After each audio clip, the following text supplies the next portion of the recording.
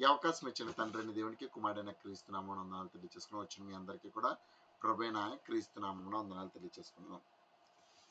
ప్రియమైన దేవుని వారలారా, మనము ఒక సంగతిని గురించి మనం ఆలోచన చేద్దాం.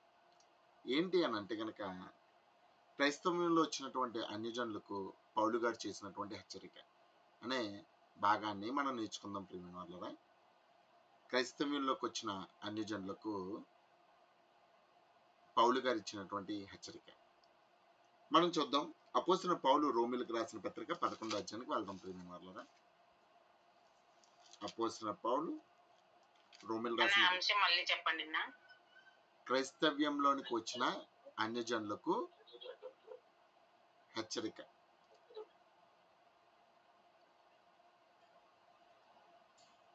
అపోస్తలుడైన పౌలు రోమీయులకు రాసిన పత్రిక 11వ అధ్యాయానికి మనం చూసుకున్నట్లయితే 11వ అధ్యాయము 13 నుంచి 24 వచనాల్లో ఈ సందర్భం ఇమిడి ఉంది. ప్రియమైన వారలారా, అన్యజనులకు నేను మీతో మాట్లాడుచున్నాను. నేను అన్యజనులకు అపోస్తలుడే అన్నాను కనుక ఏ విధమునైనను నా రక్త సంబంధులకు రోషం పుట్టించి వారిలో కొందరినైనను రక్షింపవలని నా పరిచయను కనపరుచున్నాను. ఇక్కడ మనం ఆలోచించినట్లయితే ప్రియమైన వారలారా, పౌలు స్వతహాగా అంటే జన్మతః అతను ఏమై ఉన్నాడంటే కనుక ఇశ్రాయేలీయుడే ఉన్నాడనమాట. అందుట్లోని పౌలు గారికి ఉన్నటువంటి క్యాపబిలిటీ ఏంటంటే కనుక ఆయన ధర్మశాస్త్రం నందు మంచి పట్టు కలిగినటువంటి వ్యక్తి. అంటే గమలీయేలు దగ్గర నుంచి నేర్చుకుని ధర్మశాస్త్రాన్ని ఎలాగైనా సరే ఆచరణలో పెట్టడానికి నిరంతరం కృషి చేసే ఒక భక్తిపరుడైనటువంటి పరిసయ్యుల తెగకు చెందినటువంటి వాడే ఈ పౌలు గారు. అయితే ఈ పౌలు గారు చెప్తున్నారు, ఎన్నో చోట్ల సువార్తను ప్రకటించి ఎంతో మందిని రక్షణలోకి నడిపించి ఎంతో మందిని ప్రభు చెంతకు చేర్చినటువంటి పౌలు గారు చెప్తున్నాడు, ఇదిగో నా సొంత వారు రక్షణ పొందవాలని నేను ఎంతగానో ఆరాటపడుతున్నాను. వాళ్ళకు రోషం పుట్టించాలని ఇదిగో నా పరిచయను మరీ ఎక్కువగా కనపరుస్తున్నాను అనమాట. ఇక్కడ మనం ఆలోచించినట్లయితే ప్రియమైన వారలారా, తన సొంత వారే పౌలు గారిని చాలా ఇబ్బంది పెట్టారు. తన సొంత వాళ్ళు పెట్టారు. బయట వాళ్ళు ఎవరు కూడా పౌలు గారిని అంతలా హింసించలేదు. ఏ ఊరికి వెళ్తే పౌలు గారు ఆ ఊరిలోనికి అపోస్తలులందరినీ కూడా తరుముకుంటూ వెళ్ళిన దాంట్లో ఎక్కువగా తరిమింది ఎవరిని అంటే కనుక పౌలు గారిని. రాళ్ళతో కొట్టి కొండ మీద నుంచి తోసారు. ఎక్కడెక్కడ ఏ ఊరు ఏ ప్రాంతానికి వెళ్తే ఆ ప్రాంతాల్లో ఉన్నటువంటి వాళ్ళందరూ కూడా పనిగట్టుకొని వెళ్ళి సైన్యానికి అప్పచెప్పాడు. ఇంకో మాట చెప్పమంటారా, అలాగే సైన్యానికి అప్పచెప్పినటువంటి పౌలును కూడా అంటే ఆ రోమీలు ఏమీ చేయడం లేదని చెప్పేసి ఈయన మీద మరొక నెపం పెట్టి వేరే కోర్టుకి వెళ్తున్నటువంటి రాజమార్గంలో చంపేద్దామని ఆలోచన చేసిన వాళ్ళే ఈ యూదులు. అలాంటి యూదుల గురించి చెప్తున్నాడు, తన వారు రక్షణ పొందాలని, వాళ్ళందరూ కూడా ప్రభు దగ్గరికి రావాలని నేను ఎంతగానో ఆరాటపడుతున్నట్టుగా పౌలు గారు మాట్లాడుతున్నారు. ప్రియమైన వాళ్ళు వాళ్ళని ద్వేషించడం లేదు. ఎందుకనంటే కనుక ఎవరన్నా మనకు అన్యాయం చేస్తే అన్యాయం చేసిన వాడు నాశనం అయిపోవాలనుకునే కాలంలో ఉన్నాం. వాడు పుట్టగతులు లేకుండా నశించిపోవాలి అనుకునే కాలంలో ఉన్నాం. వాడు ఏ విధంగా అయినా సరే నష్టపోతే చూసి సంతోషిద్దాం అనుకున్నటువంటి కాలంలో ఉన్నాం. అయితే పౌలు అలాగా లేడు. ప్రియమైన వాళ్ళరా, ఆయన యొక్క ఉద్దేశం ఒక్కటే, ఏంటా అదనంటే కనుక తన సొంత వారు రక్షణ పొందాలని.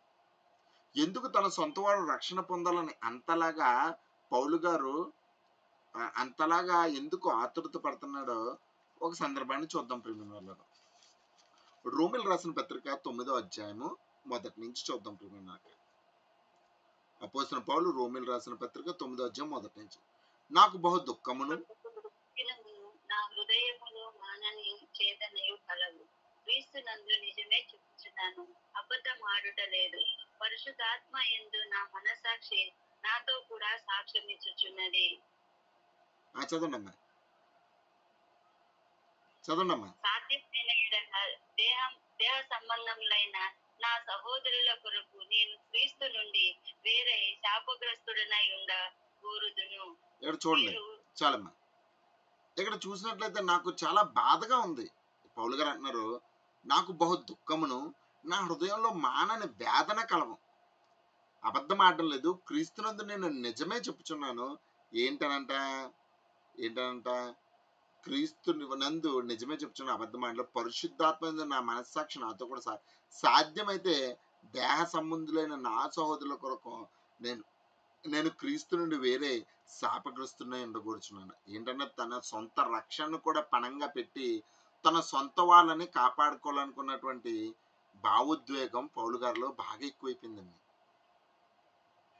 ఎందుకనంటే కనుక, ఎందుకు అలాంటి భావోద్వేగంకి గురవుతున్నాడు అని అంటే కనుక, ఎందుకనంటే చూడండి, మనకి మీరు ఉదాహరణ చెప్తున్నాండి.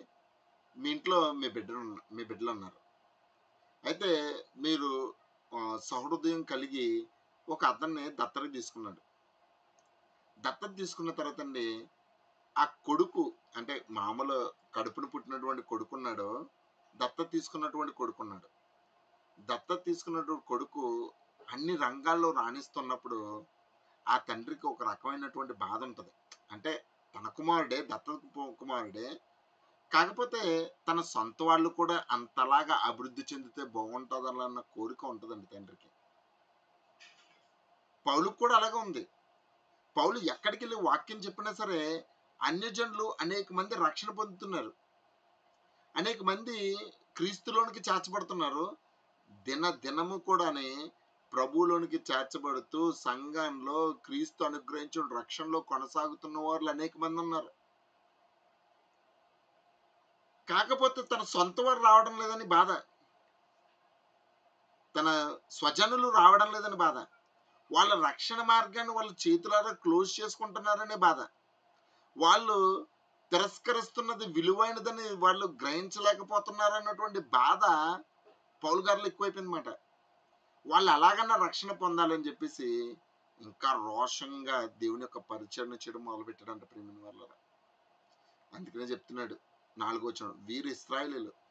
ఎందుకు ఇలాంటి పెద్ద నిర్ణయం నేను తీసుకున్నా అంటే కనుక, వీరు ఇశ్రాయేలీయులు దత్తపుత్రతోను మహిమయు నిబంధనలు ధర్మశాస్త్ర ప్రధానంలోను అర్చనాచారంలోను వాగ్దానంలో వీరివి. ఏమండి, భూమి మీద దేవుడు శ్రేష్టమైన వాటిని ఎవరికి అనుగ్రహించాడంటే కనుక, ఆనాటి కాలంలో దేవుని పిల్లలుగా పిలువబడుతున్నటువంటి ఇశ్రాయేలీయులకే దేవుడు సమస్తమైన వాటిని అనుగ్రహించాడు. అందుట్లో వేటిని అనుగ్రహించే ధర్మశాస్త్రము వాళ్ళకే ఇవ్వబడింది, నిబంధనలు వాళ్ళకే, అర్చనలు వాళ్ళకే, సమస్తము వాళ్ళకే దేవుడు అనుగ్రహించాడంటండి. అయితే మళ్ళీ చెప్తున్నాడు, పితరులు వీరు వారు అంటే విశ్వాసానికి గుర్తైనటువంటి అబ్రహాము గారు కానీ, ఇస్సాక్ కానీ, యాకోబు కానీ, వీళ్ళందరూ కూడా ఇశ్రాయేల్ నుంచి వచ్చిన వాళ్ళే. ఇంకేమన్నాడు, శరీరమును బట్టి క్రీస్తు వీరిలో పుట్టెను, ఈయన సర్వాధికారి అయిన దేవుడు ఇంటి నిరంతరము స్తోత్రార్హుడే అన్నాడు. ఇంతకే ప్రభు అయినటువంటి యేసుక్రీస్తు వారు కూడా, అంటే జగత్తును అందరి సమస్తమును సృష్టించిన వాడు, ప్రతి దానికి శిల్పకారుడు, దేవుణ్ణి స్వయంగా చూసినవాడు, దేవునితో అవినాభావ సంబంధం కలిగినటువంటి ప్రభు అయినటువంటి యేసుక్రీస్తు వారు కూడా శరీరాన్ని బట్టి ఎవరిలో పుట్టాడు అని అంటే కనుక ఇశ్రాయేలులోనే పుట్టడం జరిగింది ప్రియమైన వాళ్ళారా. మరి ఇంత శ్రేష్ఠుడు, ఇంతమంది ఇంతలాగా గొప్పతనం కలిగిన వాళ్ళు రక్షణ పొందలేకపోతున్నారండి. ఎంత ఆధిక్యత కలిగిన వాళ్ళు ప్రభువుని అంగీకరించడంలో వెనకాడుతున్నారంటండి. అలాగ వెనకాడుతున్నప్పుడు అనేక మంది అన్యజనులు క్రీస్తులోనికి వచ్చినప్పుడు వారిని గుర్తు చేస్తూ, అంటే ఇశ్రాయేలుని గుర్తు చేస్తూ అన్యజనులకి పౌలు గారు ఒక రకమైనటువంటి బోధన చేస్తున్నాడు ప్రియమైన వాళ్ళ. ఒక రకమైనటువంటి హెచ్చరికను చేస్తున్నాడు. ఏమిటి హెచ్చరిక అని అంటే కనుక చెప్తున్నాడు పౌలు రోమీయులకు రాసిన పత్రిక 11వ అధ్యాయం 13 నుంచి, నా రక్త సంబంధులకు రోషం పుట్టించి వారిలో కొందరినైనా రక్షింపవాలని నా పరిచయాన్ని గణపరుచున్నాను. వారిని విసర్జించుట అంటే దేవుడు వారిని విడిచిపెట్టుట లోకమును దేవునితో సమాధానపరచుట అని అట్లా వారిని చేర్చుకుంటే ఏమోను. ఇప్పుడు ఇశ్రాయేలులో అనేక మందిని క్రీస్తుని నమ్మడం లేదు, ప్రభువుని సొంత రక్షణగా అంగీకరించడం లేదు. వాళ్ళు అంగీకరించినది కనుక వాళ్ళు అనేక మంది అన్యజనులు క్రీస్తులోనికి రావడం జరిగింది ప్రియమైన వాళ్ళ. అలాగే క్రీస్తులోనికి వచ్చిన తర్వాత అంటే వాళ్ళు విడిపోవడం అన్యజనులకు రక్షణ అయితే, వాళ్ళు ఫలభరితం అవ్వడం ప్రపంచానికి ఏమవుతుంది అని చెప్పి పౌలు గారు క్వశ్చన్ మార్క్ వేస్తున్నారు అన్నమాట ఇక్కడ. అలాంటిది ఎలా ఉంటదంట? మృతులు సజీవులైనట్లు అవును కదా! మళ్ళీ ఆయనే సమాధానం వారిని విసర్జించుట లోకమును దేవునితో సమాధానపరిచిన ఎడల వారిని చేర్చుకుంటే ఏమను? మృతులు సజీవులైనట్లే కదా! అంటే చచ్చిపోయిన వాడు బ్రతికినట్టే కదా! అలా ఉంటది చెప్తున్నాడు. 16వ వచనం. ముద్దలో మొదటి పిడికెడు పరిశుద్ధమైతే ముద్దంతయు పరిశుద్ధమే. వేరు పరిశుద్ధమైనదైతే కొమ్మలు కూడా పరిశుద్ధంలే. ఇక్కడ ఒక ఉదాహరణ పౌలు గారు చెప్తున్నాడు. ఏంటనంటే గనక ఒక ముద్ద తీసుకున్నాడు. అంటే పిండి ముద్ద. పిండి ముద్దలో మొదటి ముద్ద పరిశుద్ధమైనదైతే మొత్తం పిండంతా పరిశుద్ధమైనదే. ఒకవేళ చెట్టు పరిశుద్ధమైనదంటే కనుక దాని కొమ్మలు కూడా పరిశుద్ధములే. మన లాంగ్వేజ్‌లో చెప్పుకోవాలంటేనండి, మన లాంగ్వేజ్‌లో చెప్పుకోవాలంటే గనక అన్నం ఉడికిందా లేదా అని చెప్పేసి మొత్తం అంతా అన్నాన్ని పిసికేయక్కర్లేదు గానీ, ఇదిగోండి అన్నం ఉడికిందా లేదని ఒక మెతుకు పట్టుకుంటే సరిపోద్ది కదా! అదే విధంగా ఇశ్రాయేలీయుల్లో పరిశుద్ధత కూడా ఉన్నది అని చెప్పి చెప్తున్నాడనమాట. అయితే ఇక్కడ చూద్దాం. 17వ వచనం నుంచి ఒక రకమైనటువంటి హెచ్చరిక పౌలు గారు చేస్తున్నారు. అది చూద్దాం. అయితే కొమ్మలలో కొన్ని విరవబడి అడవి ఒలీవ కొమ్మవై ఉన్న నీవు వాటి మధ్యన అంటకట్టబడి ఒలీవ చెట్టు యొక్క సారవంతమైన వేరులో వాటిలో కలిసి పాలు పంపులు పొందిన ఎడల ఆ కొమ్మల పైన నీవు అతిశయింపకము. ఇక్కడ చెప్తున్నాడు ఇశ్రాయేలుకి ఏముందంటుంది? ధర్మశాస్త్రం ఉంది, ఇశ్రాయేలుకి అర్చనలు ఉన్నాయి, ఇశ్రాయేలుకి ఆచారాలు ఉన్నాయి, ఇవన్నీ ఉన్నాయి కదా. వీటన్నింటిలో నుంచి కొంతమందిని అంటే కొన్ని కొమ్మలు లాంటివి మాట ఇవన్నీ కూడా ఇశ్రాయేల్ కొన్ని కొమ్మలు అనుకుంటే మొద్దు ఏర్పాటు చేసినటువంటి దేవుని పరిశుద్ధత అనుకుంటే కనుక కొంతమంది విరవబడ్డాడంట. విరచి కొన్ని కొమ్మలను విడిచేసి దేవుడు ఆ కొమ్మలు ఉంచవలసిన ప్రదేశంలో అడవి ఒలివ చెట్టు యొక్క కొమ్మను తీసుకొచ్చి దానికి సారవంతమైన కొమ్మకు ఏర్పాటు చేయడం జరిగింది. మరొకసారి చెప్తున్నానండి. ముద్దలో 17వ వచనం. కొమ్మల్లో కొన్ని విరవబడి అడవి ఒలివ కొమ్మవై ఉన్న నీవు వాటి మధ్యన అంటుకట్టబడి ఒలివ చెట్టు యొక్క సారవంతమైన వేరులో వాటితో కలిసి పాలు పంపిన ఎదల ఆ కొమ్మల పైన అతిశయింపకము. ఇక్కడ ఒరిజినల్ కొమ్మలు ఏవని అంటే కనుక ఇశ్రాయేలీయులు విరవబడ్డారంట. వాళ్ళు విరవబడిన తర్వాత అడవి ఒలివ కొమ్మ అయినటువంటి మనము దాంతో అంటే అడవి ఒలివ కొమ్మ అని అంటే కనుక అన్యజనులు తీసుకొచ్చి ఆ కొమ్మతో అటాచ్ చేయడం జరిగిందంట ప్రియమైన వాళ్ళారా. అలాగా సారాన్ని అంటే వృద్ధి పొందుతున్నారు చూసా, ఆ వృద్ధి పొందుతున్నటువంటి ఆ కొమ్మ అతిశయింపకూడదు. ఎందుకు అతిశయింపకూడదు అని అంటే కనుక దానికి కూడా కారణం లేకపోలేదు. ప్రియమైన వాళ్ళారా, ఇప్పుడు సంగతులను చూద్దాం. యూదుల్లో కానీ ఇశ్రాయేల్లో కానీ అనేక మందిని క్రీస్తుని అంగీకరించడం లేదు.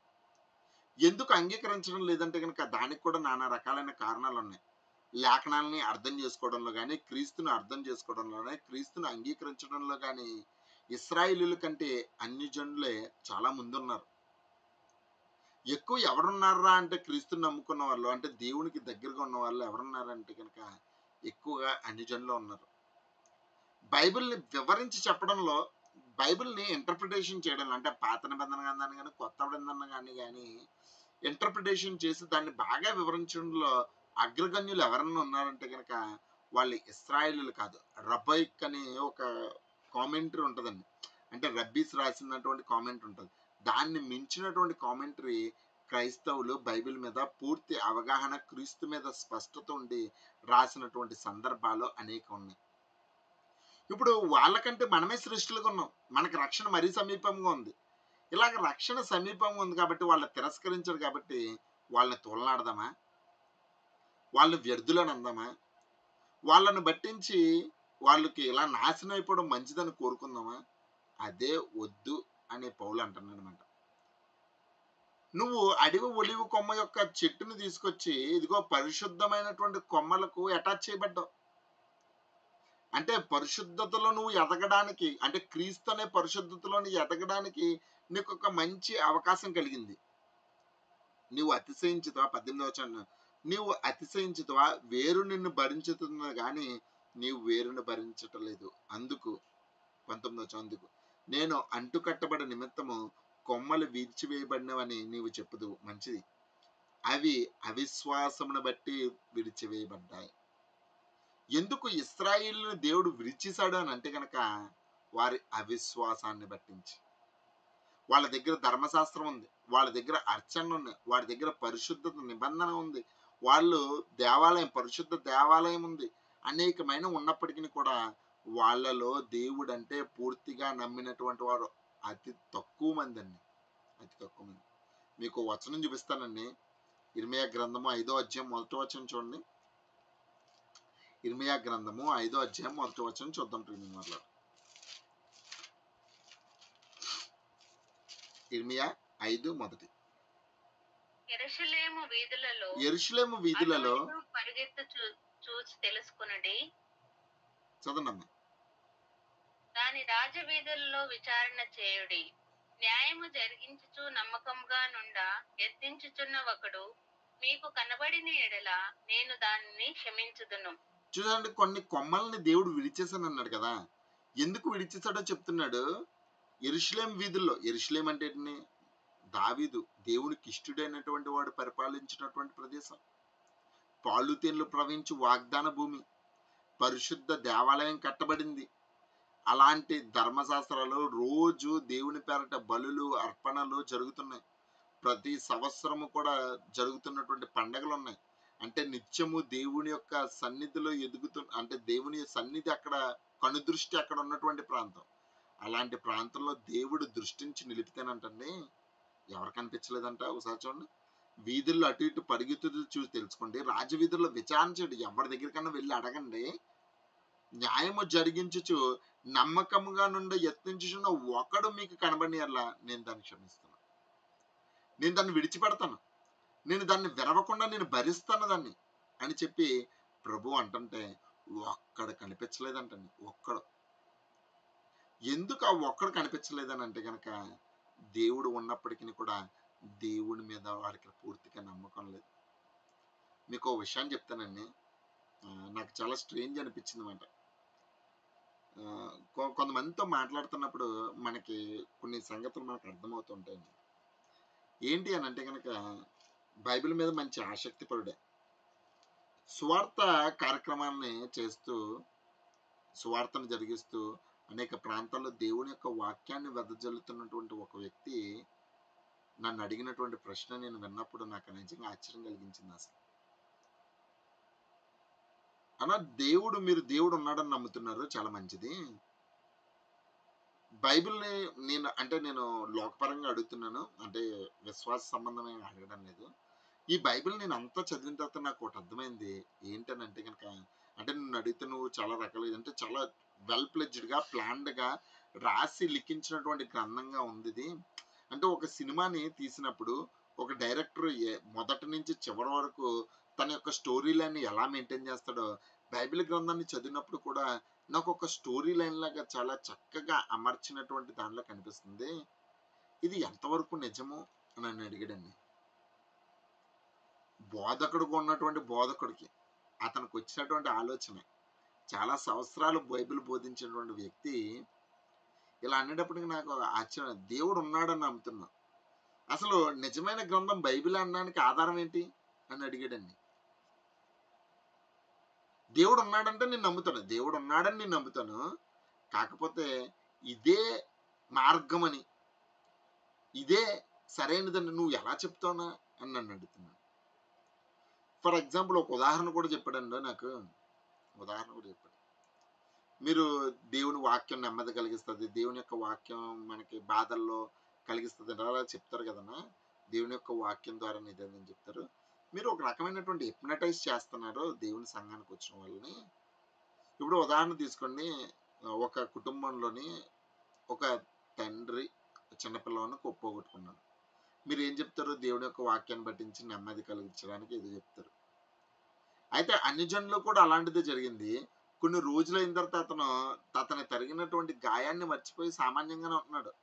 ఇతనైతే కొద్దిగా 4 రోజులు ముందు ఉంటాడు, అతను 15 రోజులు వెనకాతల ఉన్నాడు తప్ప ఇద్దరు మర్చిపోయి సామాన్యమైన జీవితాన్ని గడుపుతున్నారు. ఇందుట్లో బైబిల్ యొక్క గొప్పతనం ఏముందని అడిగాడు. వ్యాలిడ్ పాయింట్ లానే ఉన్నాయి కదా కొన్ని ఒక్కోసారి వింటున్నప్పుడు.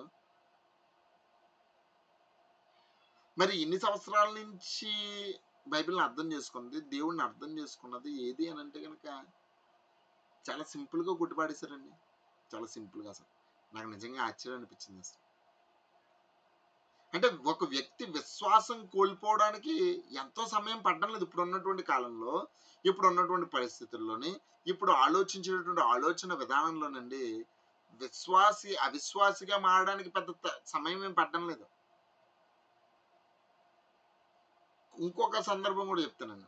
సత్యాన్ని వింటున్నటువంటి కొంతమంది, సత్యాన్ని అనుసరిస్తున్నటువంటి కొంతమంది, సత్యంతో అవినాభావ సంబంధం కలిగి ఉన్న తర్వాత కూడా కొంతమంది అసత్యం వైపుకు వెళ్తున్నారు. అది అసత్యమని తెలిసినా సరే వాళ్ళ యొక్క సొంత ప్రయోజనాల కోసం, ఎక్కడైతే కనుక రఫ్ అండ్ టఫ్గా ఉంటుంది, ఎక్కడైతే కనుక చాలా కఠినంగా ఉంటుంది, ఎక్కడైతే కనుక వాక్యాన్ని కొలబద్ద కింద కొలిసి ప్రయత్నిస్తూ ఉంటారో అక్కడైతే అలాంటిది ఏం లేదు. నువ్వు దేవుడి దగ్గరికి వస్తే నీకు ఆశీర్వాదాలు వస్తుంది, నువ్వు దేవుని యొక్క పరిచయకు నువ్వు డబ్బులు ఇస్తే నువ్వు ఆశీర్వదింపబడతావు, నీ కుటుంబం కోసం ప్రార్థన చేస్తారు, నీ పుట్టినరోజుకి నీకు కేక్ పంపిస్తారు, నీ చచ్చిన రోజుకి పెట్టి పంపిస్తారు, ఇది వాళ్ళ దగ్గర ఉండి అన్నీ చేసుకుంటారు.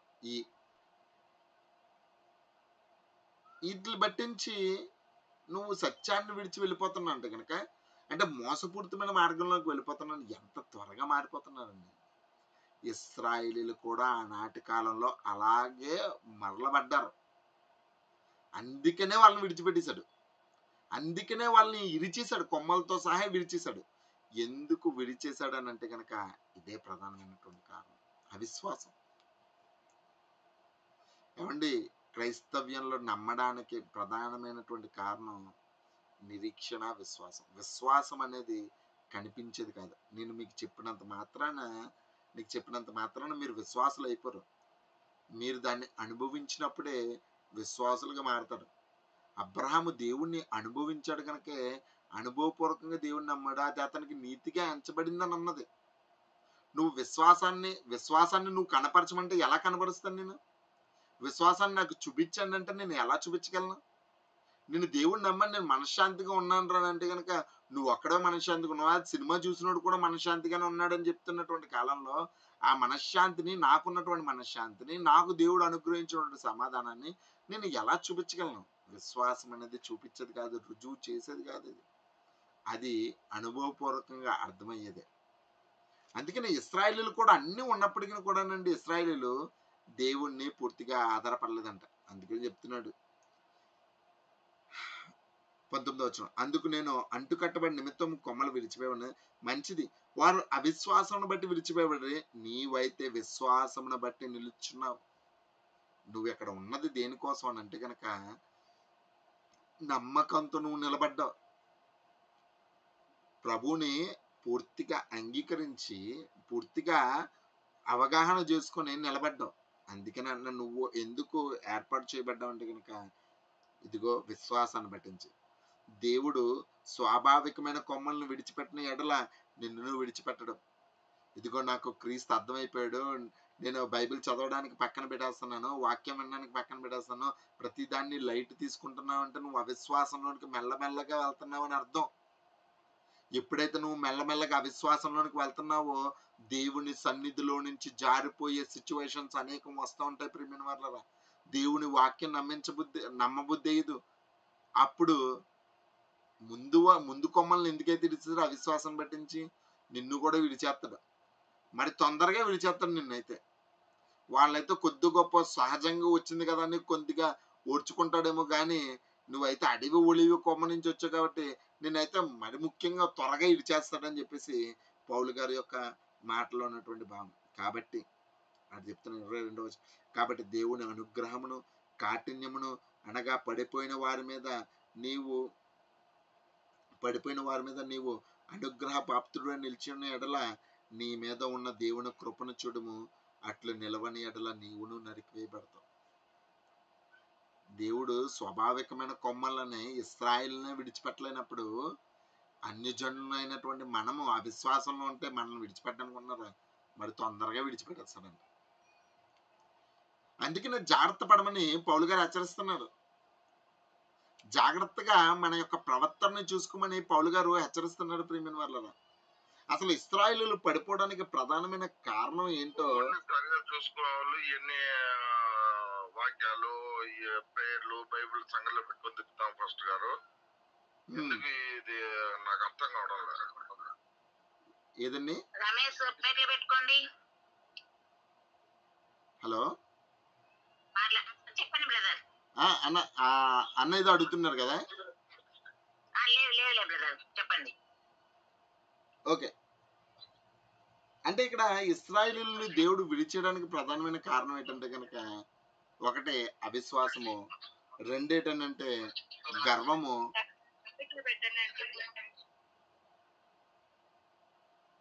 ఓకే, సమయం ఉందండి, ఇంకా త్వరగానే ముగించేస్తాను. ఎందుకనంటే కనుక అవిశ్వాసాన్ని దేవుడు, గర్వం కలిగినటువంటి మనస్సుని, భయం లేని తత్వాన్ని దేవుడు ఓర్చడు. వాళ్ళు అలాంటి స్థితిలోనే ఉన్నారు కాబట్టి ఇశ్రాయేలీయులను విడిచిపెట్టేశాడు ప్రియమైన వాళ్ళ. ఒకసారి చూద్దాం, ఒక సందర్భాన్ని చూసుకుని ముందుకు వెళ్దాం. హెబ్రీలు రాసిన పత్రిక 3వ అధ్యాయము, హెబ్రీలు రాసిన పత్రిక 3వ అధ్యాయానికి వెళ్దాం ప్రియమైన వాళ్ళ. 3వ అధ్యాయము 11 నుంచి చూద్దాం. నేను కోపంతో ప్రమాణము చేసినట్లు వారు నా విశ్రాంతిలో ప్రవేశింపరని చెప్పితిని. దేవుడు ఇది ఇశ్రాయేలు గురించి చెప్పిందండి. ఇశ్రాయేలీలు వాగ్దాన భూమికి చేరుకోవాలి. వాగ్దాన భూమికి చేరుకోవాలంటే కనుక వాళ్ళు ముఖ్యంగా దేవుడి మీద నమ్మకం ఉంచాలి. ఎందుకంటే వాళ్ళని నమ్మాలని అనేకమైనటువంటి సూచక్రియలు, అనేకమైనటువంటి అద్భుతాలు వారి మధ్యన దేవుడు జరిగించాడు. ఆ జరిగించిన తర్వాత కూడా ఇశ్రాయేలీలు దేవుడి మీద పూర్తిగా ఆధారపడలేదు. అందుకనే వారు 40 సంవత్సరాలు అరణ్యంలోనే ఉన్నారు. 40 రోజుల ప్రయాణాన్ని 40 సంవత్సరాలు చేసింది ఏంటనంటే కనుక వారి యొక్క అవిశ్వాసం. ఇంకా చెప్తున్నాడు, దాంట్లో చాలా మంది దేవుడికి ఇష్టలుగా లేరంట ప్రియమైన వాళ్ళారా. 3:12 ఏప్రిల్ రాసిన పత్రిక 3:12. సహోదరులారా, జీవము గల దేవుణ్ణి విడిచిపోవునట్టు విశ్వాసము లేని దుష్ట హృదయం మీలో ఎవరియందేనో ఉండునేమో అని ఒకవేళ జాగ్రత్తగా చూసుకోండి. విశ్వాసంలోంచి తొలగిపోయే అవకాశాలు సాతాను మన కళ్ళ ముందు అనేకం కలిగిస్తూ ఉంటది. అప్పుడు దాని నుంచి వెళ్ళిపోకుండా దానితో అంటుకట్టబడి, అంటే విశ్వాసంలో మీరు ఎదగడానికి కావలసినటువంటి జాగ్రత్తను మీరు తీసుకోండి అని చెప్తున్నాడు. 19వ వచనం 17 నుంచి చూద్దండి. ఎవరి మీద 40 ఏండ్లు ఆయన కోపగించును? పాపము చేసిన వారి మీద కదా. ఆయన 40 సంవత్సరాలు ఎవరి మీద కోపం చూపించాడంటే కనుక పాపం చేసిన వారి మీద అంటే ప్రియమైన వారు. వారి శవములో అరణ్యంలో రాలిపోయిను, తన విశ్రాంతిలో ప్రవేశింపరని ఎవరిని గురించి ప్రమాణం చేసను? అవిధేయులను వారి గురించే కదా. కాగా అవిశ్వాసము చేతనే వాడు ప్రవేశింపలేకపోయారని గ్రహించుచున్నాను. ఎందుకు గ్రహించలేదు? ఎందుకు విరచబడ్డారంటే కనుక అవిశ్వాసాన్ని పట్టించి. మనలో ఎంతమంది విశ్వాసంలో దృఢంగా ఉన్నామో ఒకసారి పరిశీలన చేసుకోండి. శరీర సంబంధమైన వాటి బట్టించి మీరు దేవుణ్ణి విడిచిపెట్టి వెళ్ళిపోతే గనక, ఇదిగో దేవుడు అనుగ్రహించినటువంటి నిత్య జీవాన్ని మనం స్వతంత్రించుకోలేము. ఏమంటే మనిషి అన్నవాడు చనిపోవడం ఖాయం. కాకపోతే చనిపోయినప్పుడు విశ్వాసి అయి చనిపోవాలి. దేవుని యందు నిరీక్షణ నుంచి చనిపోవాలి. అందుకనే చెప్తున్నాడు, అవిశ్వాసిగా ఉండక విశ్వాసి ఉండను. అందుకనే తోమతో కూడా అన్నాడు, అవిశ్వాసి ఉండక విశ్వాసి ఉండమని చెప్పి తన చేతిలో చేయి పెట్టమన్నాడు, తన పక్కన మిడుకుల్లో చేయి పెట్టి చూసుకోమని అన్నాడు. ఎందుకంటే అవిశ్వాసిగా ఉండకూడదు, విశ్వాసిగానే ఉండాలి. నువ్వు నమ్మిన దాన్ని, స్థిరమైనదని చేపట్టుకుని ఉన్నప్పుడే నీకు ఆ రక్షణ భాగ్యం కలుగుతుంది. అందుకనే మొట్టమొదటిది అవిశ్వాసం ప్రియమైన. రెండోది చూసుకున్నట్లయితే గనక రోమిల్ రాసిన పత్రిక 12వ అధ్యాయం 3వ వచనం. 12వ అధ్యాయం 3వ వచనం. అపోస్తలుడైన పౌలు రోమిల్ రాసిన పత్రిక 12వ అధ్యాయం 3వ వచనం. తన్ను తాను హెచ్చించుకొనదగిన దానికంటే ఎక్కువగా హెచ్చుకొనక, దేవుడు ఒక్కొక్కనికి విభజించి ఇచ్చిన విశ్వాస పరిమాణము తాను స్వస్థబుద్ధి గలవాడగటకై తగిన రీతిగా తన్ను తాను హెచ్చుకొనవలనని తాను నాకు అనుగ్రహించిన కృపను బట్టి మీలో ప్రతి వానితోనూ చెప్తున్నాను. ఒక్కొక్కడికి ఎంత అయితే దేవుడు దేవుడు అనుగ్రహించాడో అనుగ్రహంలోనూ ఒక్కొక్కడు వృద్ధి పొందుతూ ఉంటాడు. కొంతమంది జాబులు కొడుతూ ఉంటారు, కొంతమంది ఆ, విశ్వాసంలో కూడా ఎదుగుతూ ఉంటారు, కొంతమంది అనేక రకాలైనటువంటి సాయం చేసే తత్వంలోకి వస్తూ ఉంటారు. దేవుని వాక్యం ఒక్కొక్కరిని అనేక రకాలుగా ప్రేరేపిస్తూ ఉంటుంది ప్రియమైన వాళ్ళ. అలాగా ప్రేరేపించినప్పుడు నువ్వు వృద్ధిలోనికి వచ్చినప్పుడు నువ్వు ఏదో గొప్పవాడు అయిపోయిన అస్సలు గర్వం నీ హృదయంలోనికి రానివ్వద్దు. ఎప్పుడైతే గర్వం నీకు వస్తుందో అప్పుడు నిన్ను విడిచేస్తాడు దేవుడు. ఎందుకంటే ఇశ్రాయేలును విడిచేశాడు గర్వం గురించి, మనల్ని విరవడా. అందుకనే తగ్గింపు స్వభావం వ్యక్తికి ఉండాలి అని పౌలు గారు మరొక్కసారి చెప్తున్నాడు ప్రేమిన వల్ల. ఎందుకనంటే కనుక ఈ యొక్క రక్షణ భాగ్యాన్ని అనేక మంది తోలనాడుతున్నారు విడిచి. అంటే గర్వంతో మేము పుట్టినప్పటి నుంచి క్రైస్తవులమే, బైబిల్లో మాకు అన్నీ వచ్చేసాయి, మీరు చెప్పేది ఏంటని చెప్పేసి కొంతమంది తోలనాడే స్వభావం ఉంది. కొంతమందికి స్టిక్ అయిపోతారు. ఇంకో పలానా వాళ్ళ వాక్యం అయితేనే మేము వింటాం, వేరే వాళ్ళ వాక్యం మేము వినమని కొంతమంది స్టిక్ అయిపోతున్నారు. అన్నగారు ఒక్కసారి రిఫరెన్స్ చెప్పండి. రోమిల్ రాసిన పత్రిక 12:3. తన్ను తాను హెచ్చుకొనదగిన కనుకంటే ఎక్కువగా హెచ్చుకొనక దేవుడు ఒక్కొక్కరికి విభజించి ఇచ్చిన విశ్వాస పరిమాణ ప్రకారము తాను స్వస్థ బుద్ధి గలవాడొకటికి తగిన రీతిగా తన్ను తాను హెచ్చుకొనవాలని నాకు అనుగ్రహింపిన కృపను బట్టి మీలోనున్న ప్రతి వానితోనూ చెప్పుచున్నానని చెప్పేసి అన్నాడు. ఎందుకు ఇలా అన్నాడంటే కనుక వారిలో ఉన్నటువంటి గర్వమే వారి అణిచివేతకు కారణమైంది. అందుకనే సామెతల గ్రంథంలో కూడా మనకు తెలిసిందే, నాశనానికి ముందు గర్వం నడుస్తుందని చెప్పేసి. అస్సలు అండి ఇశ్రాయేలీయులకి భయం అనేదే లేదండి ప్రియమైన వాళ్ళ. తప్పు చేసినా సరే భయపడిన తత్వం, భయం లేని తత్వమే ఇశ్రాయేలీయులని దేవుడు విడిచేశాడు. ఒకసారి అది కూడా చూసుకోవచ్చు. ఇర్మియా గ్రంథము 44వ అధ్యాయము 10 చూద్దాం. ఇర్మియా గ్రంథము 44వ అధ్యాయము 9 నుంచి చూద్దాం ప్రియమైన. 9-10. వారు యూదా దేశంలోను యెరూషలేము వీధుల్లోనూ జరిగించిన క్రియలను, అనగా కొన్ని క్రియలు జరిగించారండి యోధా వారు కానీ యెరూషలేం వీధుల్లో కొన్ని. మీ పితరులు చేసిన చెడుతనమును, యోధా రాజులు చేసిన చెడుతనమును, వారి భార్యలు చేసిన చెడుతనమును, మీ మట్టుకు మీరు చేసిన చెడుతనమును, మీ భార్యలు చేసిన చెడుతనమును మర్చిపోతారా? ఎవరంటండి? మొత్తం అందరూ, రాజుల దగ్గర నుంచి పితరుల దగ్గర నుంచి అందరూ చేసిన చెడుతనాన్ని మర్చిపోయిరా? నేటి వరకు వారు దీన మనస్సు ధరింపకున్నారు, భయము నొందకున్నారు. నేను మీకును మీ పితరులకును నియమించిన ధర్మశాస్త్రమును కట్టడను అనుసరింపకయే ఉన్నారంటండి. చాలా మంది కూడా తప్పు చేసి తప్పును ఒప్పుకోలేనటువంటి స్వభావం కలిగిన వారు లోకంలో అనేక మంది ఉన్నారు. వాళ్ళు చేసిందే తప్పు, ఆ తప్పును కప్పిపరుచుకుంటున్నారు. ఏది తెలియనట్టుగా తామేదో పరిశుద్ధులు అన్నట్టుగా దేవుడు చెప్పినటువంటి మాటకు అవిధేయులుగా బ్రతుకుతున్నారంట. భయం లేదు అసలు. తప్పు చేశాను, ఇప్పుడు చూడండి, ఎవడన్నా తప్పు చేసినా సరే తప్పు చేశానని ఎవరు ఒప్పుకోవడం లేదండి. తప్పు చేసినవాడు ఇంకా వాడే మామూలుగా ఉన్నవాడి మీద, అంటే నిరపరాధి మీద వాడే వ్యాజ్యమాడి, వాడే కొట్టేసి, వాడే ఇలా ఉన్నారు. ఇశ్రాయేలు కూడా ఆ నాటకాలను అలాగ ఉన్నారంట. అందుకనే విరిచేశాడు దేవుడు. ఇశ్రాయేలును చూసి చాలా అసహించుకున్నాడు ప్రేమ వల్ల. ఎందుకంటే వారి తత్వం బాగాలేదు.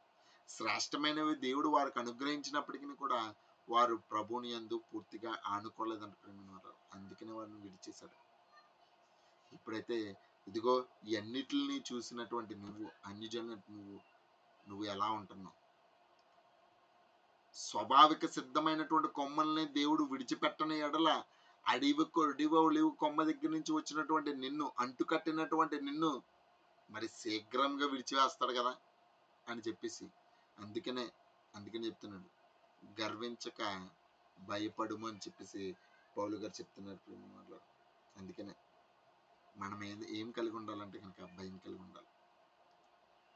వాళ్ళు చేసినటువంటి తప్పులు, ఇశ్రాయేలీయులు చేసినటువంటి తప్పులు మనం చేయకుందాం.